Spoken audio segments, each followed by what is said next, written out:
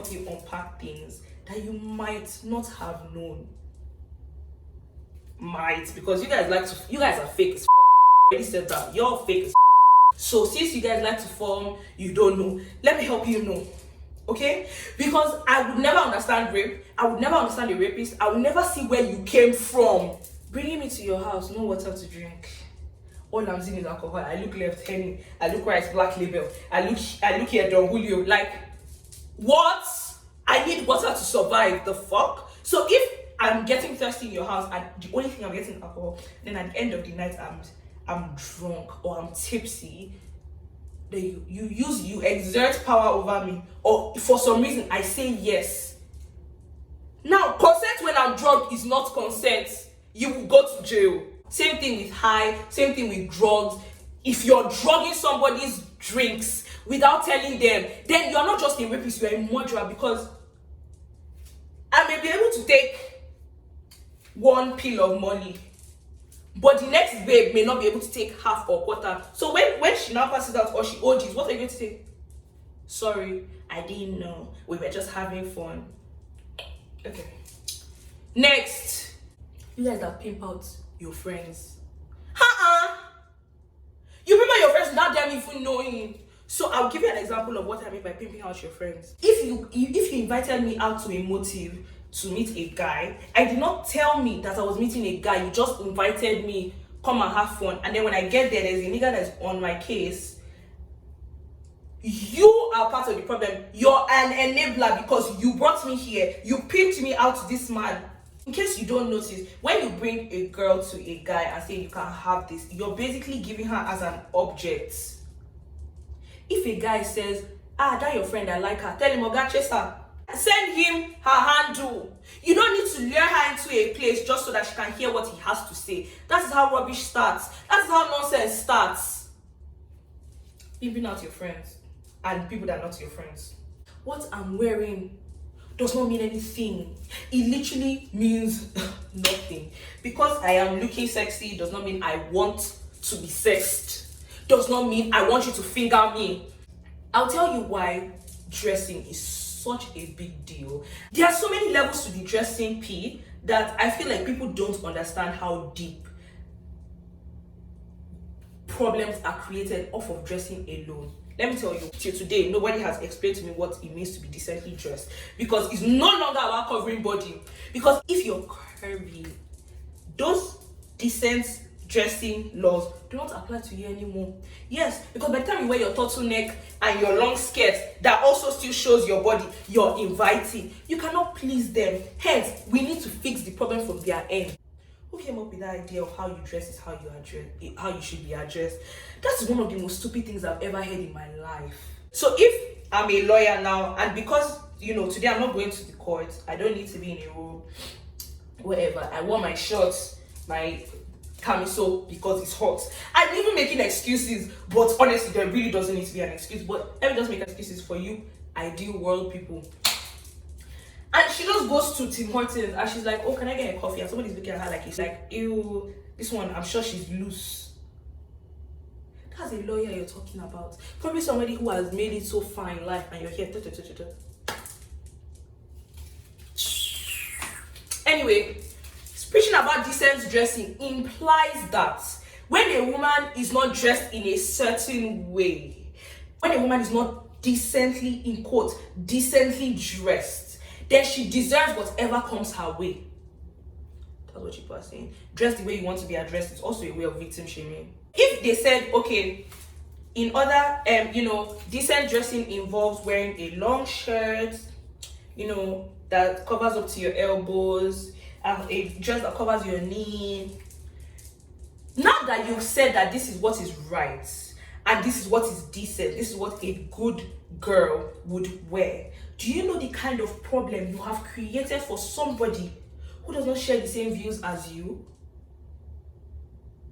Meaning that he who does not dress in this way wants to be raped, wants to have certain actions taken against her will, wants to be sexually harassed, assaulted.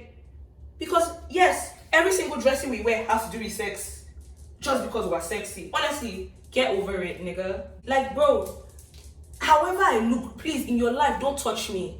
Because me, I love to look sexy. It's just, it's a way of life for me. I'm not even joking. Ask anybody that's my friend. Sexy is a way of life. But I don't want to be feeling, oh, if I wear this, somebody's going to bite me outside, or somebody's going to drag me into their car, or my Uber will probably take me away just because of how I look, how much of a bad I look. That's so, it's wicked and it's unfair, because you men, you walk on the road. Every day I take a walk or a run every single day. And every time I step up to my house, I see a half-naked man. Women are taking off their shirts in public, doing all sorts, wearing stuff that shows their nipple. Why is that not sexual? Because some of you men act like you don't. They like to say, oh, for us, those are not our private parts, but for you. Hey, excuse me, men that like their nipples sucked, please, we see you. Oh, we know your names. We see you. But yes, you walk around shirtless. You're free to walk around shirtless. Nobody ever said the way you dress is how you should be addressed. Women, don't allow men to walk on you. Educate them. Nothing will change until you educate them. Another one. Some of you act like you don't know when things are happening. And it's very painful, honestly speaking. It's extremely painful to know that my friend is in the living room and maybe one of my friends is with me in the room, because 80% of the time, you know your rapist, you know your abuser. Do you know how painful it is to think that I'm not even safe amongst my own friends because the person who is going to likely abuse me is one of my friends or somebody that is very close to me? Do you know how sad and painful that is? Please see women's lives as important. I don't know if we need to start posting rape videos, because clearly Black Lives Matter. If we were not allowed to record stuff, right, we will never have justice with white people, white supremacy, with cops and stuff, if there were no videos. So I want to know, please, let's communicate. Do you need to see rape videos before you can understand the intensity of rape? Because the fact that you can question rape, but you don't question murder, you don't question police brutality, it says a lot. It says a whole lot about you as a person and what you believe in and what you stand for and how important women are to you. It does say a lot, because in George Floyd's case, what he was thought to be stealing. In a woman's case, she's thought to be dressing for you, right? Good. He was arrested and violently, handled. I've lost words because I'm actually so angry. Yeah, he was violently handled and all of that. They did not handle him like a human being, stepped on his neck. Let me use Uwa. I saw today that Uwa had 3 boyfriends that she was running at the time. That's what somebody brought out. Yet people also start screaming. You were shouting when they brought out George Floyd's sexual history that, they are using it to change the narrative. They are using it to, confuse us. But when it's rape, people don't have the same energy. When it's rape, you don't say that, the reason that they brought out that information about Uwa was to discredit her. Nobody said that. Everybody, when you saw that, you said, keep quiet. Now it's justified. What somebody, like, for real? Was what the cop did to George Floyd justified just because, he used to do porn before? Did anybody speak on that? No. But when it comes to a woman, where was she? What time? Asking stupid questions that mean nothing. He was held against her will. She was held against her will. They stepped on her till he lost his breath. I can't breathe. Imagine what Uwa was crying. I just want you guys to imagine somebody being raped, and then after they raped her, he used fire extinguisher to hit her head so that she will not be alive to tell the story. How many women have faced this? If there was no witness, would we know that story? Would the church allow you to leave the premises? You guys, when you hear rape stories, please react the same way you react for Black Lives Matter. The same way you react for police brutality. Because there are no videos does not mean that it is not happening. Because there's no picture evidence does not mean that it is not happening. And for those of you that focus on false accusers, You're wicked people. Because you focusing on false accusers gives a greater burden on other women to prove that what they are saying is right. Why is there a need to prove that I was raped? Why do I have to prove it to you?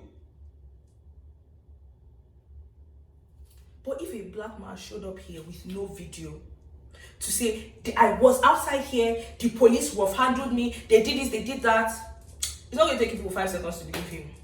And nobody's going to ask him, where were you going? What were you doing? Because you already know that these people act with, I don't even know what they act with. Honestly, at this point, I don't know what they act with. That is the same way rapists are. Same way, as you see these white cops, please see your rapist, see your friend, your male rapist, your female rapist, see every rapist just as equal as you see those cops. Because you guys like to say, oh, they're not really the same thing. That cop killed George Floyd simply because he was a black man.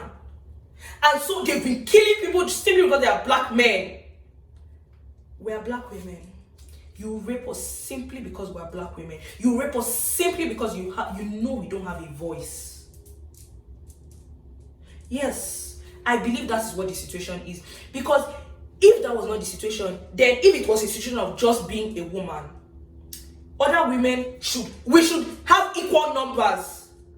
If we are really the same, then I don't see any reason why a black woman should have the highest cases of sexual violence, sexual this, sexual that, rape, sexual assault.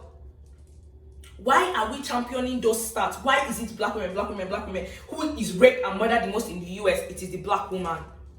Yet, people are not singing that on social media. This has been going on for years.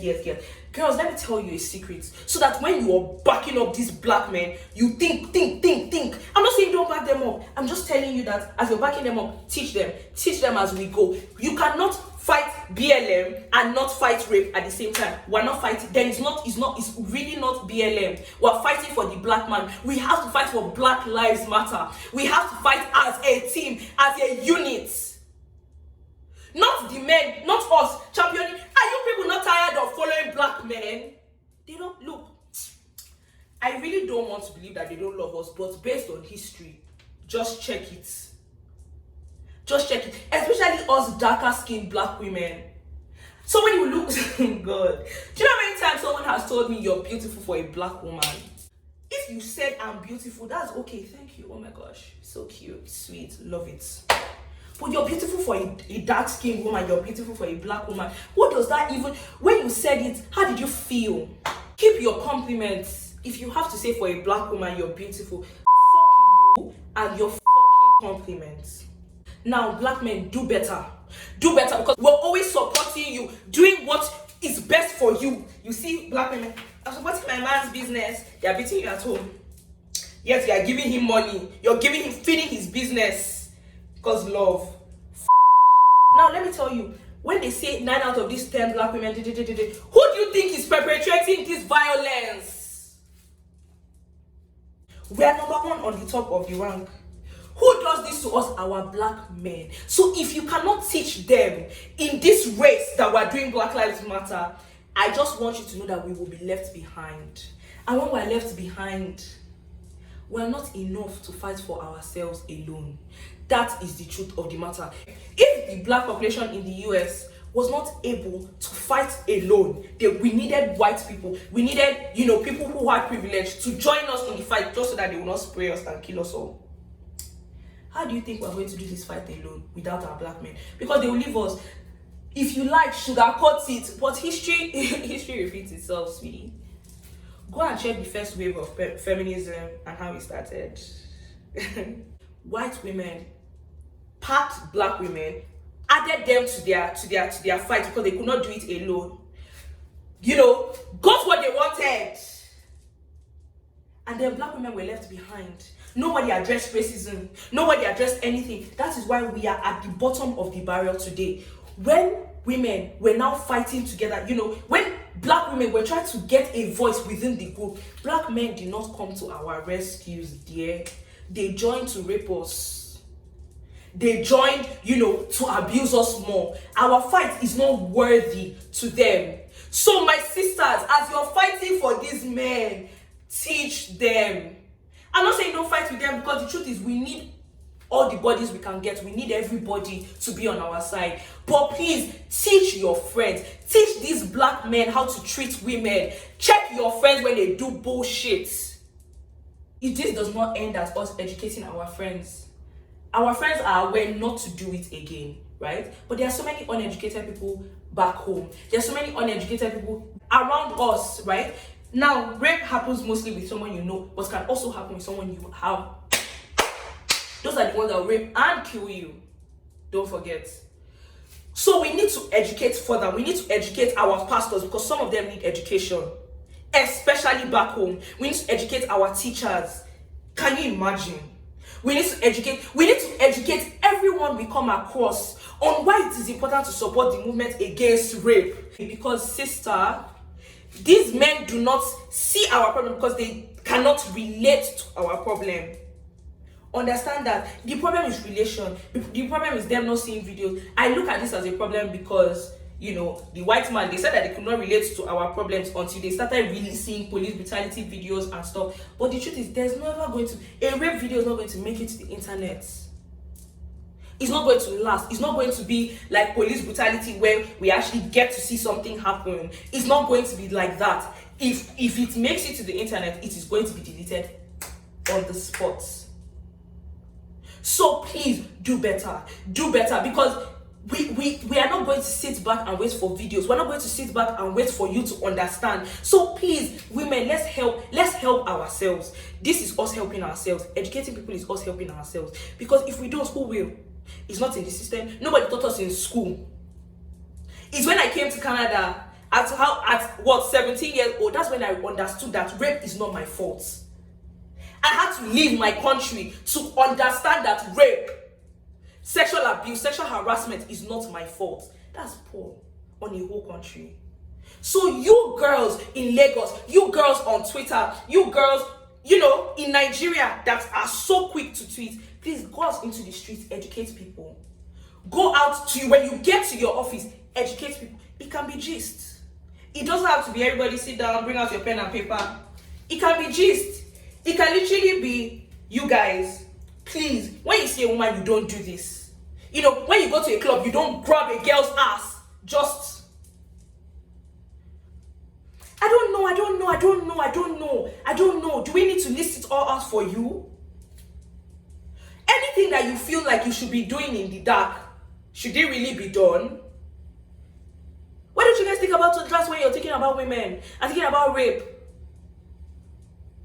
Please, we need to unpack a lot of things. We need to educate people. I'm sure I've not said everything in this video. I've only said, you know, what comes to my mind with all of what is going on. But please, you guys, support your black women.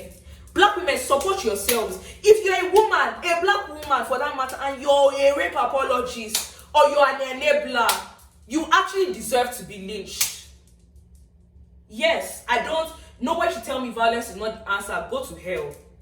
They've been raping women for decades. Before slavery, they've been raping women. Raping. Sexually abusing, taking women as property, using women as basically... If you want proof that your government does not consider you a human being, check the legal, especially in Nigeria. If you want proof that your government does not give a fuck about you, check your age of consent. 11 is 11, right? So now, what is a man going to do with an 11-year-old girl other than her body? Yeah, I thought as much. Some 11-year-olds have not seen their period. Some 11-year-olds they've not even grown breasts. Some 11-year-olds is only seed. I don't know what else to call it, but you know how they put your boobs are growing and it's very painful, beginning stages. That's where a lot of 11-year-old girls are. Yet that is the age of consent in Nigeria. So now I want to ask you a question. If my sister is 13, if something happens to my sister, I cannot bring, like, if it is not forceful rape, which the government, you know, has said, you know, this is rape or this is not rape. If it is a situation of manipulation, how do I report that case to the police? How do I get justice in Nigeria? when my 13-year-old sister is legally allowed to have sex, is legally allowed to say yes to a 60-year-old man or to a 100-year-old man to have sex with her. We have a lot of problems, which is why we have to take this matter into our hands.